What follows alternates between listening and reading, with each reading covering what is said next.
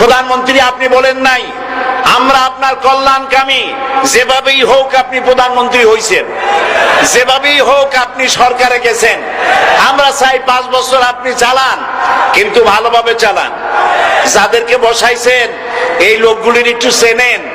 এই লোকগুলি হচ্ছে তারা যারা আপনার পিতা স্বাধীনতার স্থপতি প্রেসিডেন্ট মরহুম শেখ মুজিবুর রহমান, যার জনপ্রিয়তা ছিল আকাশচুম্বী, সে আকাশচুম্বী জনপ্রিয়তা থেকে মাটির সাথে ধসিয়ে কারা তাদেরকে আপনি মন্ত্রী বানিয়েছেন। আপনার পিতার যে দশা তারা করেছিল, এরাও আপনার সেই দশা করে ছাড়বে। তার প্রমাণ হচ্ছে মন্ত্রী বলছে ধর্মনিরপেক্ষ ধর্মভিত্তিক রাজনীতি চলবে না। আপনি বলেন নাই, উনি বলেছেন। আপনি প্রতিবাদ করেন নাই, আপনার প্রতিবাদ না করাটাই ওই বক্তব্য আপনি সমর্থন করেছেন বলে প্রমাণিত হয়ে গিয়েছে।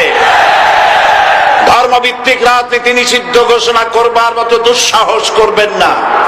ধর্মভিত্তিক রাজনীতি শুধু বাংলাদেশে নয়, ভারতে আছে, শ্রীলঙ্কা আছে, মালদ্বীপে আছে, অস্ট্রেলিয়া আছে, আমেরিকা আছে, নিউ গিনি আছে, অস্ট্রেলিয়া আছে, আমেরিকা আছে, ইউরোপে আছে। পৃথিবীতে গণতান্ত্রিক অন্তত 50টি দেশে ধর্মভিত্তিক রাজনীতি আছে।